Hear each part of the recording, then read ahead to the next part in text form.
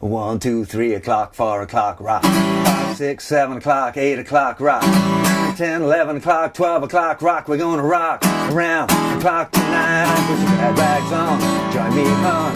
Have some fun when the clock strikes 1. Gonna rock around the clock tonight. We're gonna rock, rock, rock till the broad daylight. Gonna rock around the clock tonight. When the clock strikes 2, 3 and 4. If the band slows down, we'll yell for more. We're gonna rock around the clock tonight. We're gonna rock, rock, rock till the broad daylight. Gonna rock around the clock tonight.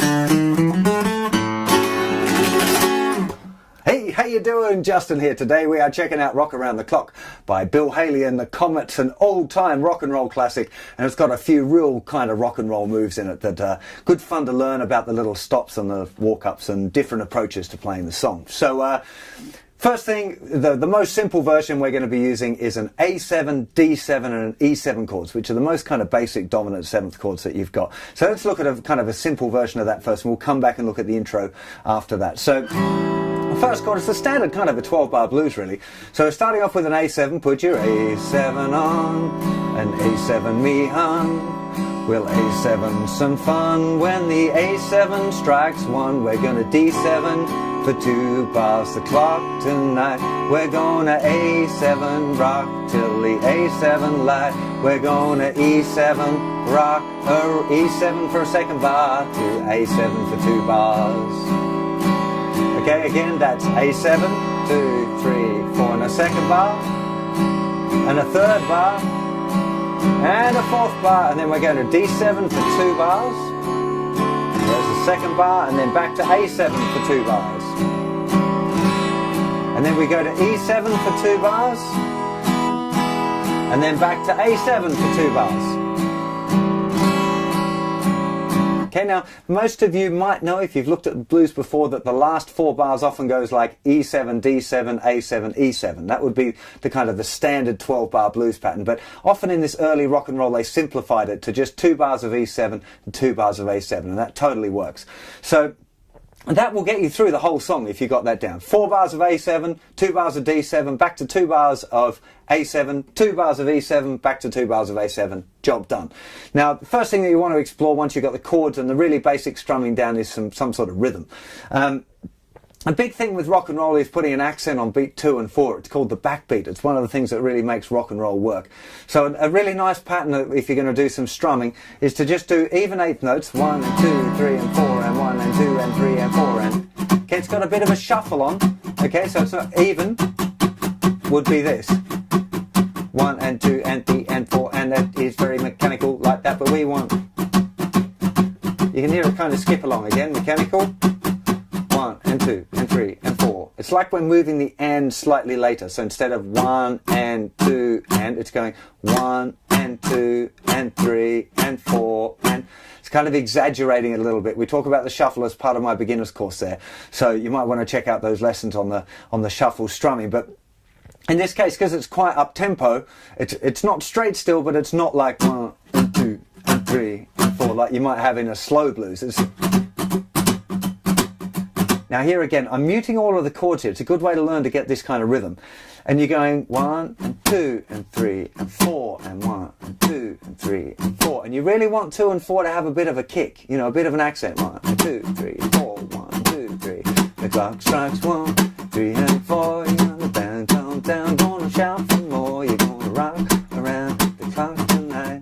If you're really trying to work on that, you know, just keeping it muted, it'll really give you a good chance to kind of get that rhythm kind of grooving and feeling nice, okay? Once you got that, then pop it on the chords.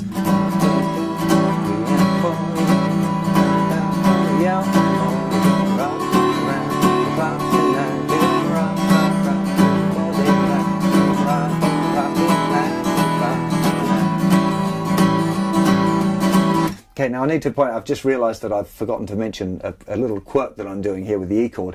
So, E chord, often when I'm teaching E7, I start with a regular E chord and you lift off finger 3, okay? And that's one way of playing an E7 chord. And it works. I think for this particular song, I prefer a slightly different way of playing E7. You could definitely use that one. Okay, if you struggle with the one I'm about to show you, you could use this E7 with the third finger lifted off. Totally works.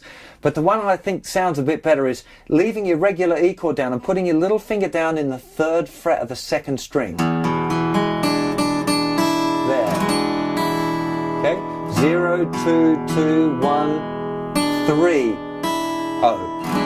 Okay, so you can play just a regular E, lift off 3rd finger, you're going to have an E7, but I think it sounds a little cooler in this tune to play regular E and add little finger down 3rd fret 2nd string. That note there.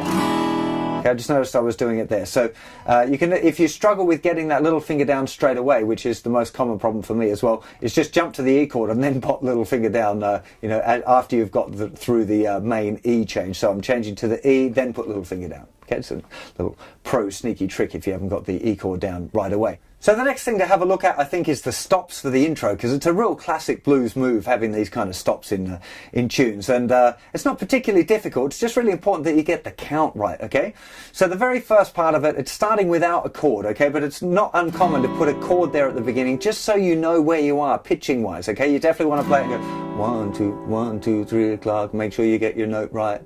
Okay, otherwise it could all go really horribly wrong if you start in one key and the band comes in a different key. So quite often, actually, I just play it on beat 1. When he says 1, 2, 3, that is beat 1. So 1, 2, 3 o'clock, 4 o'clock. It's always 1, 2, 3, 4, 1, 2, 3. You could use that as kind of your count at the beginning there, which is probably not a bad idea. So the accents are coming on the and after 3, beat 4 and beat 1, and you're going to use up, down, down for that strumming. So it'll be here 1, 2, 3, 4, 1, 2, 3 and 4, 1. Okay, up, down, down on the and after 3, 1, 2, 3 and 4, and beat 1 and then mute. You're going to use the outside of your hand there to mute the strings, and you're going to lift the chord up and mute the strings here. So you've got a double whammy there, proper muting, because what you don't want is some strings kind of half ringing out when you do a stop. It always sounds a little bit lame, that. So again, 1, 2, 3, 4, 1, 2, 3 and 4, 1, 2, 3, 4, 1, 2, 3 and 4, 1, 2, 3, 4, 1, 2, 3, 4. Now we're E, 2, 3, 4, 1, 2, 3 and 4 and. Okay, let's talk about that E chord.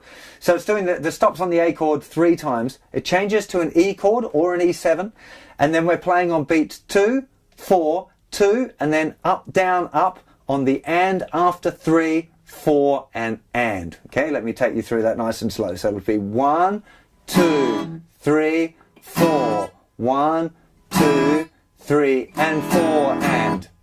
1, down, 3, down, 1, down, 3, up, down, then you're into the song. Okay, remember that last and after 4 might well be open strings while you're changing to your A chord as well, especially if the tempo is fast. That last one is definitely going to be 1, 2, 3, 4, 1, 2, 3.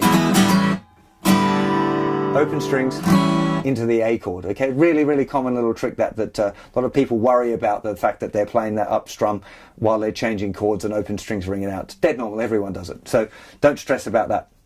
One more time right through that intro. Okay, again, you want to practice it really nice and slow. Make sure you get the rhythm of it right. These kind of things, it's got to have a really strong beat. Okay, it's really important that you get the strumming right and really tight, especially if you're doing it with a band, because you're all going to be going da da da 2, 3, 4, 1, 2 da da da all together, bass, drums and guitar. So you really want it to sound right, otherwise it's going to be a bit wonky. Of course, you're going to have to pick it up, especially if you're doing a play along with the record. You're going to have to pick up on that beat 1. So 1, 2, 3, 4 o'clock, rock. 5, 6, 7 o'clock, 8 o'clock, rock. 10, 11 o'clock, 12 o'clock, rock. We're going to rock around the clock tonight.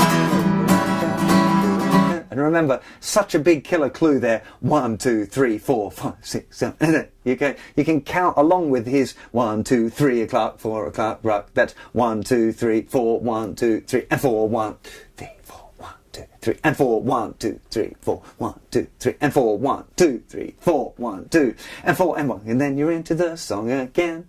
Okay, really cool sort of tunes these, because they're going to push you a little bit to make sure you got your counting right. Again, well, I'm doing a lot of counting here, but remember, probably the best way is just listening a lot. And if you listen to a song a lot, you should probably be able to play it along without having to count. But just make sure you get your down and up strums in the right order, because even though it's something that you have to think about, it is the natural way to do it. And if you try and do other sorts of strumming patterns, it might make it feel a little bit wonky. So there's lots of different ways of approaching this song, I should point out as well. So I've shown you a kind of a chordy thing that fits with the beginner's course, the early stages of the beginner's course. But later in the beginner's course is where you're going to learn how to do a chunker blues, like this sort of. And if you've learned that, this kind of thing works really well in this song. We just do a slight edit for really up-tempo stuff.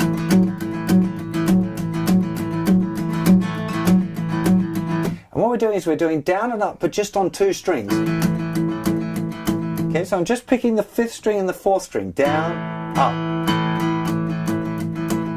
It takes a little bit of practice to be able to do that already. And then we're just going to put the 3rd finger down for 1 note. When we do it like the traditional slow way,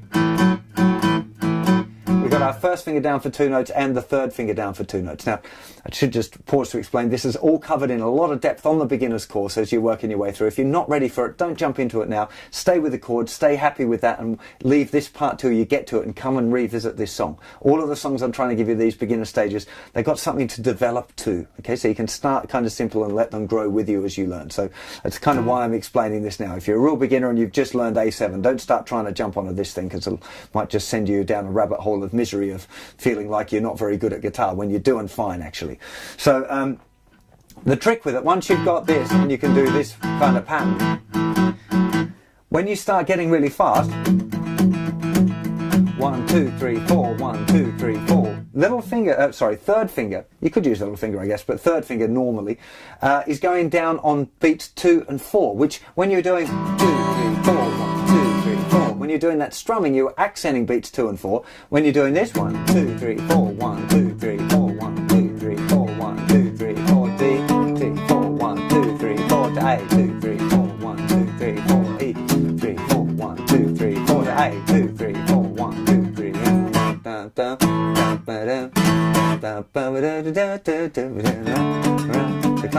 Now, we've already talked a little bit about doing these stops, okay? There are other stops in this tune and in other songs. Really good thing to do. You know the trick now. You know this little count along and then figure out where those stops are. And I've given you a really obvious one, but it'd be a really good idea for you every time you hear a song with stops in it to figure out where those stops go and learn to play along exactly with it. So you're with the band, so you're really tight.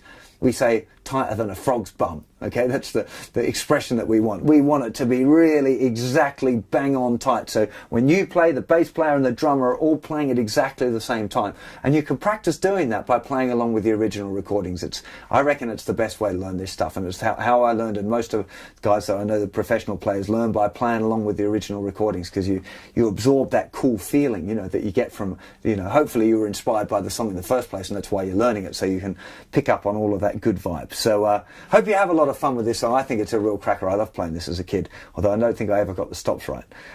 Anyway, so have a good time with this one, and definitely try and jam it out with your mates or in a band if you've got one going on, because it's a lot of fun with a whole band to get them stops right. So I'll see you for plenty more lessons and songs very soon. You take care of yourselves. Bye-bye.